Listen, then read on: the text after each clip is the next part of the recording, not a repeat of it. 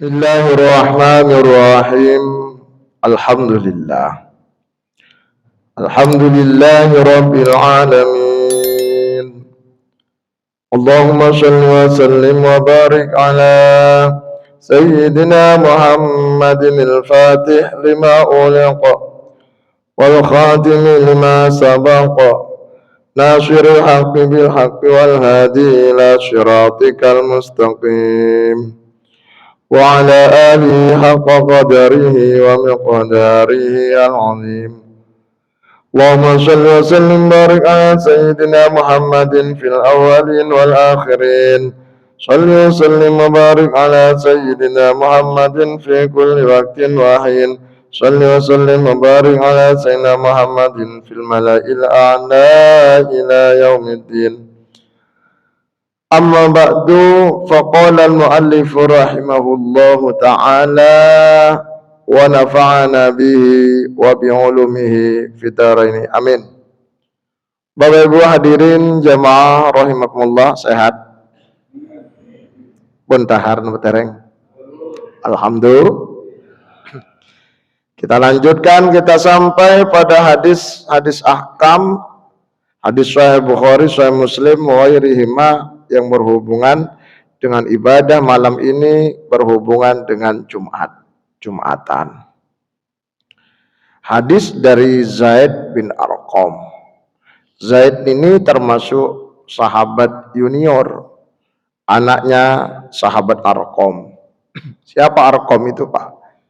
Arqam ini sahabat yang punya rumah agak luas dibandingkan dengan sahabat-sahabat yang lain, yang kemudian diikhlaskan untuk dijadikan sebagai tempat-tempat pertemuan, gedung parlemen. Maka dikenal di dalam sejarah Darul Arqam. Pernah dengar, Pak, ya? Pernah, minimal barusan. Darul Arqam.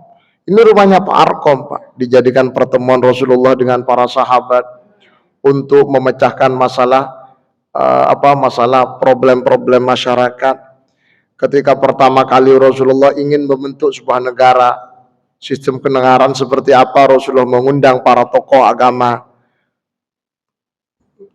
Yahudi Bani Qainuqa, Yahudi Bani Quraidah, Yahudi Al-Khazraj, Yahudi Al-Aus, dan seterusnya. Dikumpulkan Nasrani, semuanya dimintai bertempat, yang kemudian dirumuskan dalam sebuah konstitusi yang disebut dengan Piagam Madinah.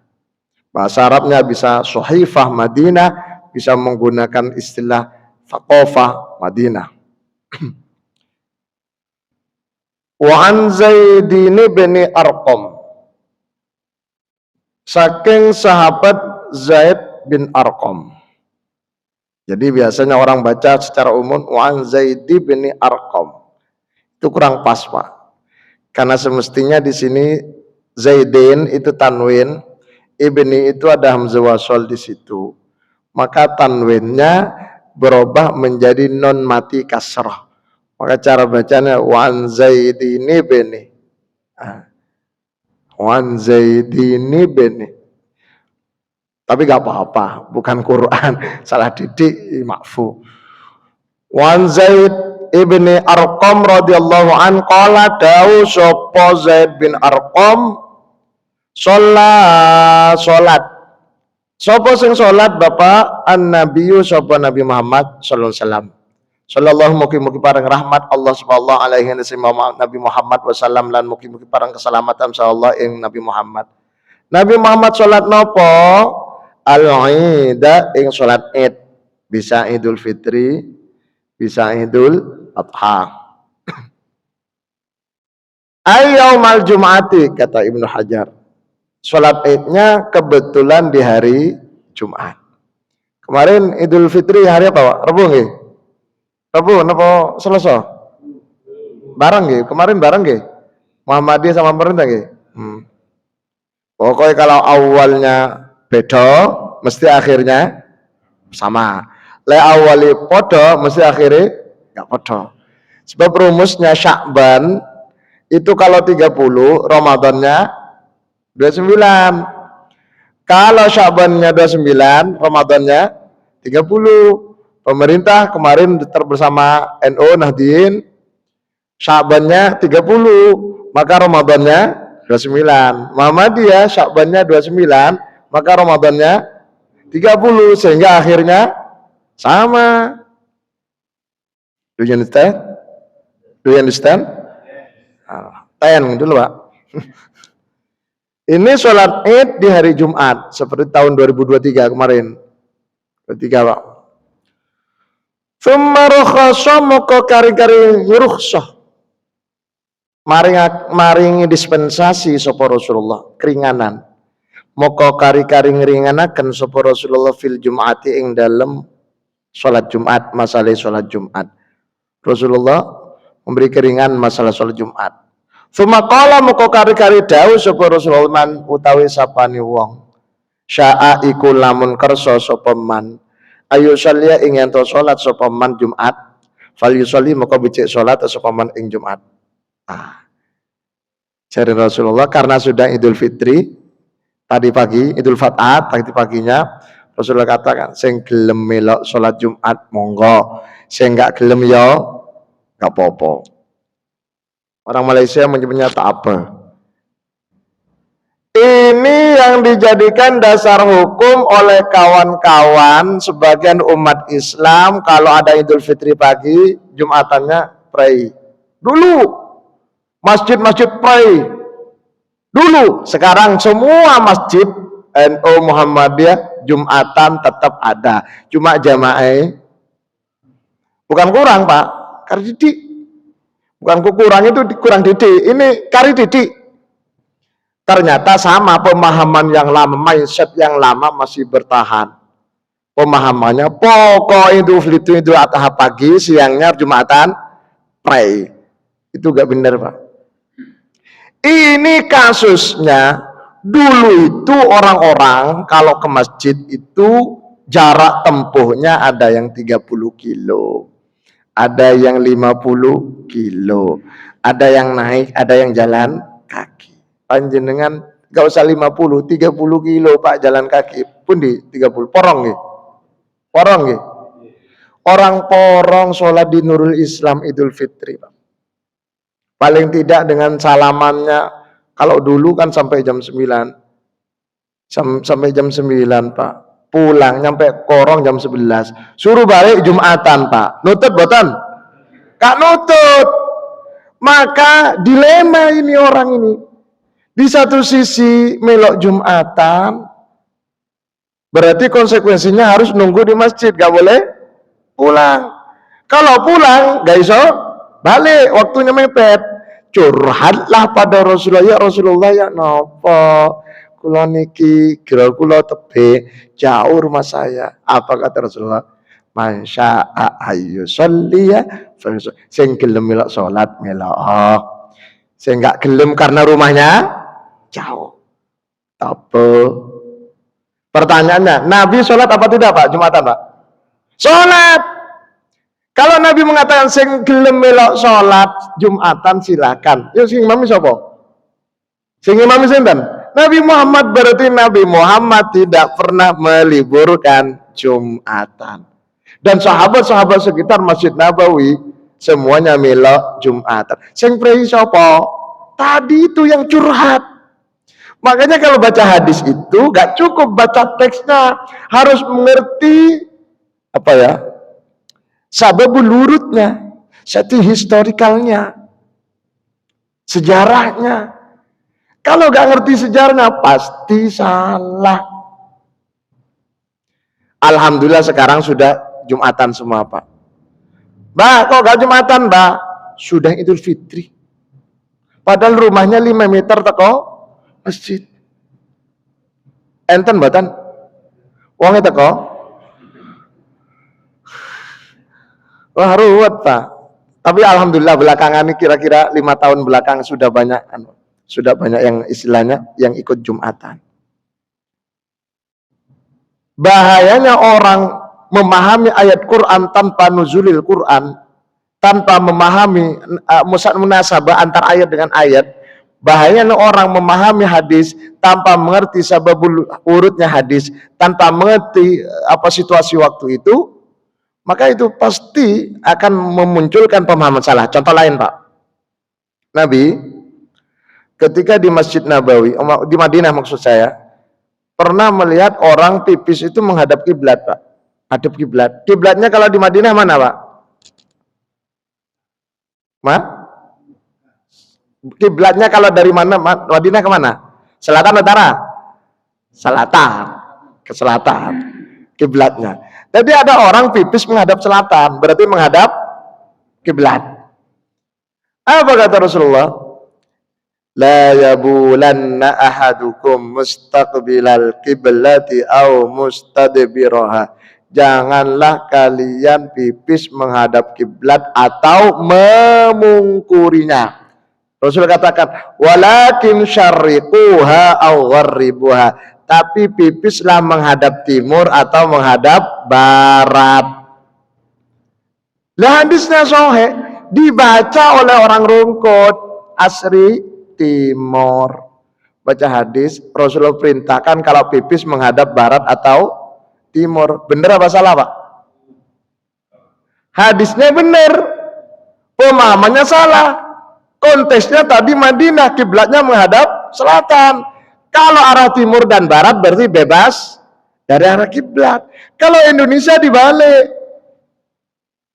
Janganlah menghadap pipis menghadap kiblat atau memungkurnya, tapi menghadaplah selatan atau utara. Justru kalau barat timur menghadap kiblat. Dari mana pengetahuan ini? Dari sejarahnya hadis itu muncul. Kalau nggak ngerti sejarahnya sulit, Pak. Satu lagi contoh. Rasulullah katakan, la yamna'anna ahadakum as-adhanu bilalin as-sahur. Janganlah menghentikan makan sahur kalian ketika mendengar suara azan Bilal. Ketika mendengar suara azan Bilal, kalian makan, lanjutkan makannya, jangan berhenti. Nah, orang Indonesia menerjemahkan janganlah kalian berhenti makan ketika sudah mendengar azan subuh. Salah. Bilal itu bukan azan subuh, tapi azan sahur-sahur. Azan diperintah Rasulullah untuk membangunkan agar bisa sahur atau tahajud. Makanya hadis yang lain ada sambungannya dengan hadis ini. Hatta yunadiya ibnu ummi maktumin, sampai sahabat Abdullah ibnu Maktum azan untuk azan subuh. Berarti Bilal tadi bukan azan subuh. Nah, ini penting, Pak. Ampun.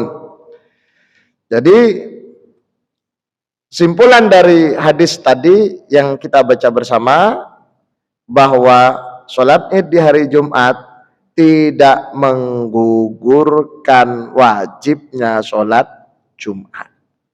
Tapi ada Ustadz, ada pendapat yang mengatakan, ada, tapi wahada qaulun dhaif, pendapat yang lemah. Lemah itu apa? Dhaif. Apa? Dhaif itu gak kuat.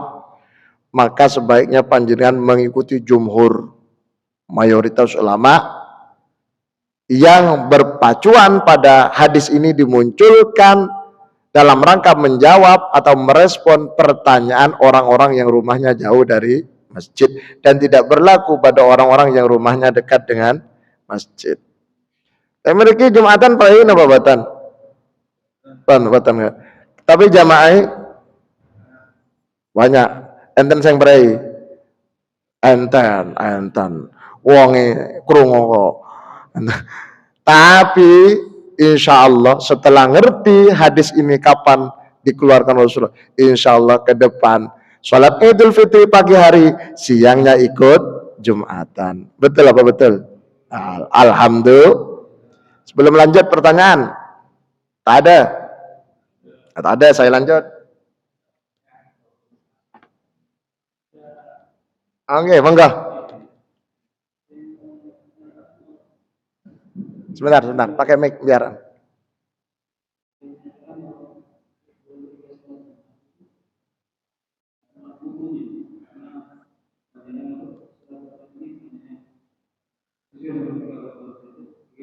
ketiduran di waktu sholat Jumat, waktu khutbah.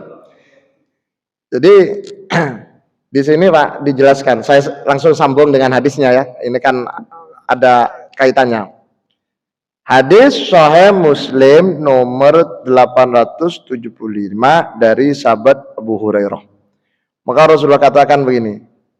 Qala Abu Hurairah berkata, qala Rasulullah SAW, Rasulullah bersabda, man yaghtasala, man utawi saben wong yaghtasala iku lamun adus sapa man, summa ata muka kari-kari nekani sapa man al Jum'ata ing Jumat, dan seterusnya. Intinya Rasulullah menjelaskan tentang fadilahnya orang berangkat sholat Jumat diawali dengan kalimat sopo sing adus. Orang siapa yang mau mandi gelem adus sadurunge budal Jumat. Dalam rangka apa? Ben seger, fresh. Kapankah orang itu sudah dianggap cukup sunnah mandi Jumatnya, Pak? Pasca subuh, seusai sholat subuh. Pagi itu Pak, pagi panjenengan mandi, misalkan diniati mandi sunnah untuk sholat Jumat, sudah cukup. Perkara jam 10 kok mau mandi lagi, gak apa-apa. Apa tujuannya biar mandi Pak? Selain biar harum, biar seger, juga biar tidak ngantuk. Gak ngantuk. Kenapa? Sebab bahaya sekali kalau orang ikut Jumatan tapi ngantuk alias tidur. Kan ada ceritanya, ini banyak dia. Ada orang Pak, mulai duduk di masjid, entah niat itikaf atau boten, langsung tidur. Ini. Akhir dikerjain oleh jamaah yang lain. Wah, sholat gak dibangunin Pak. Dia kan tidurnya waktu imam mulai naik mimbar. Berarti ngerti kalau ada khutbahnya. Tapi waktu selesai khutbah mau Jumatan sholat gak dibangunin Pak, dibiarkan. Baru ketika sudah pulang dibangunin, bangun, langsung ngomong. Lah ini Jumatan kok gak pakai sholat? Kok khutbah tok? Bukan gak pakai sholat, dia tidur. Nah, bagaimana hukumnya orang tidur ketika khutbah dibacakan? Ulama berbeda pendapat Pak. Pendapat pertama mengatakan khutbah itu syarat, mendengarkan khutbah itu syarat sahnya sholat Jumat. Pendapat pertama.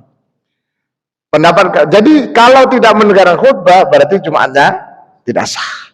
Pendapat pertama. Pendapat kedua mengatakan kalau Jumatannya itu jumlahnya jamaah 100, jika ada 40 orang yang mendengarkan khutbah, maka sisanya itu misalkan nggak mendengarkan, tetap sah sholat Jumatnya, cuma tidak sempurna. Ya nggak sempurna, wong nggak milo khutbah, turu waya khutbah, turu. Nah, jawabannya ada dua pendapat. Pendapat pertama, tidak sah Jumatannya karena tidak ikut khutbah, tidak ikut mendengarkan khutbah. Yang kedua, dikatakan sah tapi tidak sempurna. Asalkan ada perwakilan 40 orang yang mendengarkan. Pertanyaan lanjutan, bagaimana hukumnya kalau yang hadir itu turu kabeh? Sak masjid turu kabeh. Jadi khutbah turu kabeh, gak sah Pak. Gak sah. Makanya Rasulullah sebelum khutbah itu kan mengatakan begini, ansit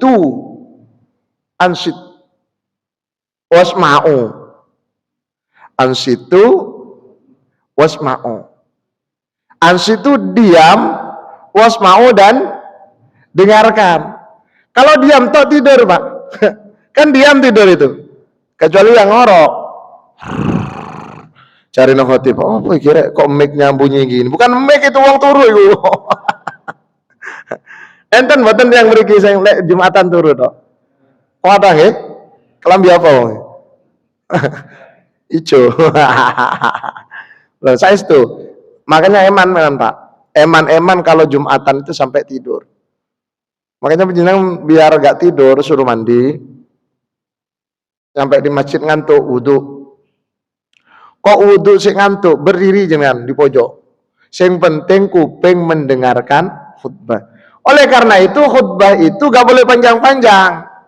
Biar tidak ngantuk. Selain tidak boleh panjang-panjang, bahasanya harus jelas, menarik. Biar orang tertarik untuk mendengarkan. Kalau khutbahnya panjang, urayanya bulat, Pak. Jare wong aduh. Aduh, ngono, Pak. Akhirnya ditinggal turu. Sing salah sapa lek ngaten, Pak? Sing turu apa sing khutbah? Makanya Rasulullah katakan begini, jika ada seorang khotib, khutbahnya panjang, sholatnya pendek, itu pertanda orang itu orang bodoh. Kalau khutbahnya pendek, sholatnya pandang, mimma innatil faqihihim, termasuk apa? Orang yang termasuk tanda-tandanya orang itu mengerti agama, faqih. Kalau khutbahnya pendek, sholatnya panjang. Kan orang rata-rata kebalik, Pak. Khutbahnya panjang, jadi naik khutbah itu jam 12, turun jam 1 kurang seperempat. Sholatnya 5 menit. Dengan wiritannya jam 1 selesai. Khutbahnya 45 menit. Itu gak baik, Pak. Pokoknya sebisa mungkin khutbah itu pendek, maksudnya pendek, syarat rukunnya sudah jelas, jamaahnya sudah jelas, termotivasi untuk melakukan kebaikan. Ojo pendek-pendek, lagi ditakoi jamaah opo mbo, opo mbo, gak oleh, Pak. Khutbah itu ada istilah wasiat bit taqwa. Wasiat bit taqwa itu apa itu? Intinya memberikan motivasi atau ajak-ajak kebaikan terhadap jamaah. Kebaikan untuk apa? Misal mengajak untuk sholat jamaah, mengajak untuk berkorban, itu kebaikan, Pak. Ojo sampai jamaah ditakoi opo mbo, aku keturun. Sampean apa? Iya aku keturun. Sampean? Iya keturun kabeh, Pak. Janganlah, gak boleh. Gak boleh. Ngoten nggih? Sudah terjawab. Jadi menurut pendapat pertama tidak sah. Karena khutbah, mendengar khutbah itu hukumnya wajib. Silakan yang lain, ada? Tak ada? Hah? Ada, saya lanjutkan sih. Marah. Ini kitab ini walaupun kecil, Pak, gak ada di Indonesia ini, Pak. Saya belinya di Mesir, Pak, di Kairo Al-Azhar, Pak. Orang terkadang karena kecil. Kecil karena tulisannya kecil. Ini sama dengan kitab yang besar segini itu, Pak. Wa an Abi Hurairah radhiyallahu an, saking sahabat Abu Hurairah radhiyallahu an, qala dawu sapa Abu Hurairah. Kita lanjut nggih. Abu Hurairah masih ingat, Pak? Abu Hurairah itu sahabat yang aktif mengikuti semua kegiatan Rasulullah, termasuk ngaji sama Rasulullah. Sampai satu saat waktu Rasulullah halaqah ngaji taklim, Pak, Abu Hurairah ini, Abdullah bin Sakhar namanya, Pak. Di saku jubahnya itu ada kucing kecil. Bunyi, Pak, waktu Rasulullah ceramah. Bunyi, weong. Apa itu? Kucing Rasulullah. Apa? Oh? Aku cinta kucing Rasul. Kucing kecil. Kucing itu bahasa Arabnya Hira. Kucing kecil bahasa Arabnya Hurairah. Akhirnya Abdullah bin Sakhar sejak itu oleh Rasul dipanggil, kasih julukan atau kunyah atau apa gelar Abu Hurairah, bapak kucing. Kalau panjenengan seneng burung, burung bahasa Arabnya toir, panjenengan Abu Toir. Kalau panjenengan sedang HP, berarti Abu HP. Kalau jenengan seneng janda, enten nggih, teng TV nggih. Sing ruwet iki, wong ruwet orang iku, Pak. Itu dibayar itu, Pak. Nang ndi saiki? Si enten nggih. Abu janda. Qalat Rasulullah sallallahu alaihi wasallam, qala dawu sapa Rasulullah sallam, idza shalla ing dalam takalane salat adukum, idza shalla ing dalam takalane wis salat ahadukum sopo salah suci sira kabeh al jumu'ata ing salat Jumat. Kalau kalian sudah salat Jumat, kata Rasulullah, fal yusolli maka becik salat sopo ahadukum salat sunat ba'daha ing dalam sausai salat Jumat arba'an ing 4 rakaat. Ternyata selesai sholat Jumat diperintahkan oleh Rasulullah untuk sholat sunat 4 rakaat. Kita biasa 2 rakaat, Pak. 4 rakaat 2 salam. 2 rakaat salam, 2 rakaat salam. Rawahu Muslim, hadis ini sahih Muslim. Sahih Muslim, Pak. Nomor 881. Artinya apa?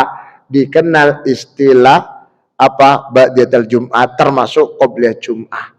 Untuk qobliyah Jumat ulama berbeda pendapat, tapi mazhab Syafi'i mengatakan sholat Jumat itu sama persis dengan sholat zuhur, sehingga ada qobliyah dan ba'diyah. Dari mana perbedaan pendapat itu, Pak? Dari satu kaidah fikih seperti dalam kitab Al-Ashbah wan Nadhair karya Syekh Jalaluddin Asyuti, Imam Suyuti. Halil Jum'atu fardun munfaridun, halil Jum'atu zuhurun maksurun am fardun munfaridun. Apakah Jumat itu zuhur yang diringkas, dikosor, diringkas, ataukah Jumat itu ada kewajiban fardu tersendiri? Maka di situ terjadi perbedaan pendapat. Pendapat pertama mengatakan Jumat itu zuhur yang diringkas. Makanya ada khutbah 2 sebagai ganti dari 2 rakaat. 2 rakaat Jumat ditambah 2 khutbah sama dengan 4. Betul apa betul? Itu pendapat pertama. Karena Jumat itu zuhurun maksur, maka qobliyah Jumat ada sebagaimana qobliyah zuhur. Ba'diyah Jumat ada sebagaimana ba'diyah zuhur. Kemudian pendapat kedua, al-jum'atu fardun munfaridun. Jumat itu adalah kewajiban tersendiri, tidak ada hubungannya dengan zuhur. Wa idza nudiya mi yaumil jum'ati wa idza nudiya lis-sholati mi yaumil jum'ati fas'au ila dzikrillah. Saya ulang, Pak.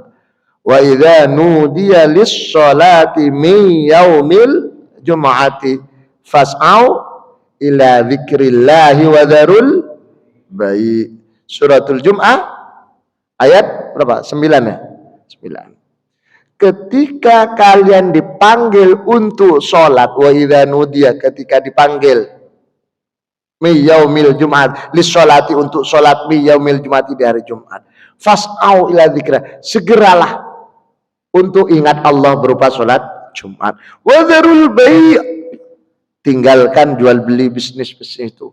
Ini sebenarnya simbol, Pak, karena waktu itu ada kasus Rasulullah khutbah di Masjid Nabawi, tiba-tiba rombongan dari Syam, tengkulak datang, Pak. Yang jual murah itu apa? Apa namanya? Kalau kulaan itu apa? Tengkulak dah. Yang punya barang dijual lagi itu, Pak. Jadi orang-orang di masjid keluar semua, tersisa di masjid isyruna nafaron atau isyruna rajulan, ada 20 orang. Tapi Rasul tetap khutbah, dilanjutkan Jumatannya walaupun 20 orang. Ini yang kemudian oleh Imam Maliki dijadikan dasar hukum, mohon maaf, oleh Imam Hanafi ya, oleh Imam Hanafi dijadikan dasar hukum kalau terpaksa Jumatan nggak sampai 40, seperti ini. Ada kasus semacam ini. Yang kemudian turunlah surah Al-Jumat ayat 9. Larangan keras untuk jualan atau untuk aktivitas. Bukan hanya jualan, Pak. Semua kegiatan ketika ada Jumatan suruh berhenti. Jualan, apalagi, Pak? Ngopi boleh nggak? Berhenti. Apalagi, Pak? Ngitung duit, berhenti. Khusus hari Jumat, khususnya laki-laki. Iya, hadir Jumat untuk ikut sholat Jumat. Itu dalilnya. Ulama yang mengatakan bahwa Jumat itu adalah kewajiban fardu tersendiri, sehingga berbeda dengan zuhur. Nah, menurut Imam Syafi'i, Rasulullah ketika mau Jumatan kan dari kamarnya, dari rumahnya langsung ke atas mimbar. Betul. Karena Rasulullah mengatakan di dalam hadis lain bahwa sholat sunnah itu lebih afdol di rumah. Kenapa kok lebih afdol di rumah, Pak? Karena rumahnya dekat. Kalau panjang rumahnya, jangan berapa kilo dari rumah, Pak? Berapa kilo? Setengah kilo? Enggak? Hah? 100 meter. Mencurigakan, Pak, kalau 100 meter. Kok gak sholat, Pak? Saya sholat di rumah. Alhamdulillah kalau sholat benar. Biasa nyampe tengah jalan batal. Atau di tengah jalan dihadang. Ayo milok ngopi yuk. Ayo. Nolak apa ngopi? Nolak apa ngopi? Ngopi, Pak. Ayo milok tahlilan. Gak situ, Pak.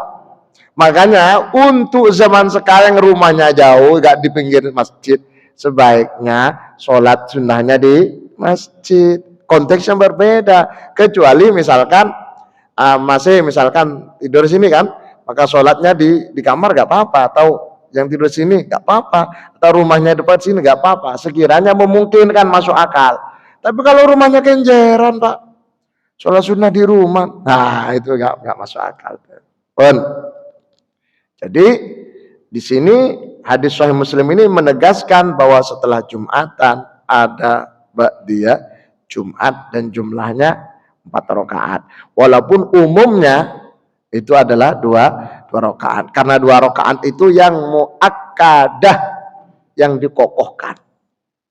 Jadi 2 rakaat sebelum zuhur, 2 rakaat setelah zuhur termasuk Jumat. 2 rakaat selesai Maghrib, 2 rakaat selesai Isya, 2 rakaat qabla subuh. Dalam hadis lain 4 rakaat sebelum zuhur. Yang muakkadah. Jadi kalau zuhurnya itu diambil qobliyahnya 2, jumlah total yang muakkadah rawatib 10. Tapi kalau diambil 4, jumlah total rawatib yang muakkadah menjadi 12. Untuk 2 rakaat berikutnya setelah zuhur tidak muakkadah, ghairu muakkadah. Sebelum asar ghairu muakkadah. Sebelum maghrib ghairu muakkadah. Sebelum isya ghairu muakkadah. Tapi tetap sunnah. Matang ya? Nah, ada pertanyaan? Tak ada, dilanjut. Ada, silakan Mbak, monggo Mbak. Mic-nya. Bismillahirrahmanirrahim. Monggo. Nggih.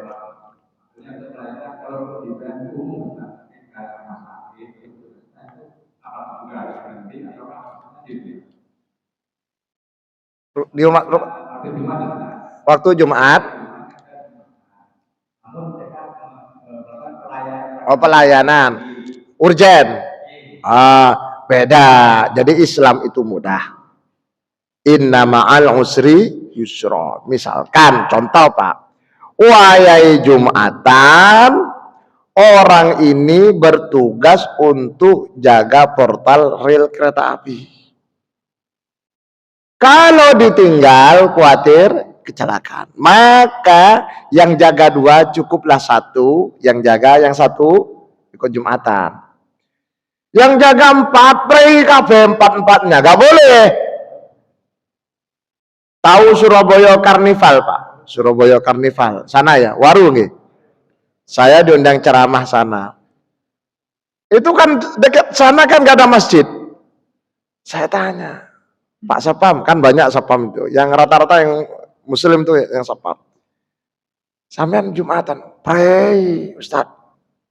Lah, mulai kapan? Ya mulai dulu gak pernah Jumat. Loh, gak ada masjid. Usulkan masjid. Terus gimana ini? Kalau ditinggal, khawatir keamanannya. Ini kan jumlahnya 6 orang. Maka jangan jaga semua. Wong cuma sebentar. Jadi dalam kasus semacam ini, sebagian ikut Jumatan, sebagian menangani atau tugas itu yang urgent. Kalau sekiranya bisa dibagi, kalau dokter terkadang nggak bisa dibagi, Pak. Yang dokter itu kalau dokter bedah atau dokter apa, nggak ada gantinya, Pak. Paling suster atau apa namanya, pelayan suster ya, perawat. Kalau dokternya satu ya sudah itu, nggak apa-apa. Kalau sekiranya urgen nggak bisa ditunda. Apa? Darurat namanya Pak. Tidak masalah. Dokter atau tadi yang jaga keamanan, polisi atau tentara yang jaga di gerbang itu Pak, yang nggak bisa ditinggal. Tapi biasanya kalau yang pimpinannya yang cerdas Pak, yang jaga itu di tepatno yang non muslim Pak. Kalau di hari Jumat itu biasanya yang bijak begitu Pak. Itu pintar juga. Rel kereta api itu gak semuanya muslim, dicarikan satu yang non muslim. Kan rel kereta api dalam sejam kan gak mungkin terlalu banyak yang lewat, paling satu dua dan seterusnya. Nah, itu. Jadi darurat Pak, gak apa-apa, tidak masalah. Panjenengan dokter betul? Dokter cinta betul? Oh. Oke, silakan yang lain. Kalau ada, tak ada. Baik, tak ada. Kita lanjut.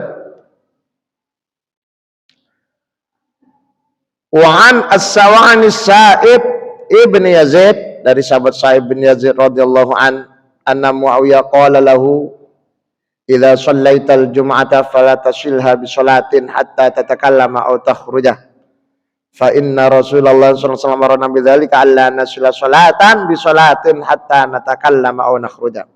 Rawahu Muslim. Sahabat Muawiyah pernah mendengar apa namanya penjelasan dari Rasulullah. Beliau katakan, kalau sholat Jumat, seusai sholat Jumat tidak boleh disambungkan dengan sholat yang lain, sholat sunnah, kecuali setelah tatakallam, itu simbol dari zikir Pak. Setelah bicara, setelah zikir, setelah wirid, setelah berdoa, baru kemudian sholat sunnah. Artinya apa? Dimakruhkan Pak. Assalamualaikum, assalamualaikum, langsung berdiri untuk sholat sunnah. Ini tidak hanya berlaku untuk Jumatan. Semua sholat fardu, kalau mau sholat sunat ba'diyah, ojo setelah salam langsung. Assalamualaikum, assalamualaikum, berdiri Pak. Paling tidak diisi istighfar ping telu. Astagfirullah, astagfirullah, astagfirullah. Atau istighfar lebih panjang. Astagfirullahaladzim, alladzi la ilaha illa huwa la ilaha.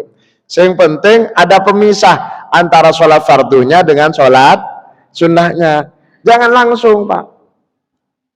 Makanya terawih Pak, terawih itu kan banyak rakaat. Itu oleh ulama dianjurkan dipisah. 2 rakaat dipisah dengan sholawat dengan doa Makanya terawih itu disebut tarwih. Asal kata tarawih itu asal dari tarwih, itu istirahat. Kalau tarawih banyak istirahatnya. Karena prakteknya dulu ulama-ulama salaf, khususnya di masa sahabat itu, kalau sholat 2 rakaat istirahat Pak. Terutama dapat 4 rakaat istirahat. Yang belum makan, yang ke kamar mandi, yang leyeh. Begitu. Banyak istirahatnya. Banyak istirahat bahasa Arabnya tarawih. Kalau tarawih gak ada istirahatnya, bukan tarawih itu Pak, patas. Yang tarawih itu istirahat santai. Sehingga diakali oleh ulama Indonesia, antara 2 rakaat diisi apa biasanya, as-sholatu jami'ah, atau Allahumma sholli ala Muhammad, atau as-sholatu sunnatan minat tarawih. Ya as-sholatu sunnatan minat tarawih raka'ataini jami'atan rahimakumullah al-khalifatul ula Abu Bakr Siddiq radhiyallahu anhu. Nah, itu dalam rangka biar gak sambung antara 2 yang pertama dengan 2 yang kedua. Ngaten nggih. Pun bunyi gak kerasa, mungkin manfaat. Seseorang ridho Allah Subhanahu wa taala. Kita akhiri dengan pembacaan surat Al-Asr bersama-sama. Bismillahirrahmanirrahim. Wal 'asri innal insana lafi khusrin illa alladziina aamanu wa 'amilus shalihati wa tawassaw bil haqqi wa tawassaw bis sabr. Subhanakallahumma wa bihamdika asyhadu an la ilaha illa anta astaghfiruka wa atubu ilaik. Walhamdulillahi rabbil alamin. Assalamualaikum warahmatullahi wabarakatuh.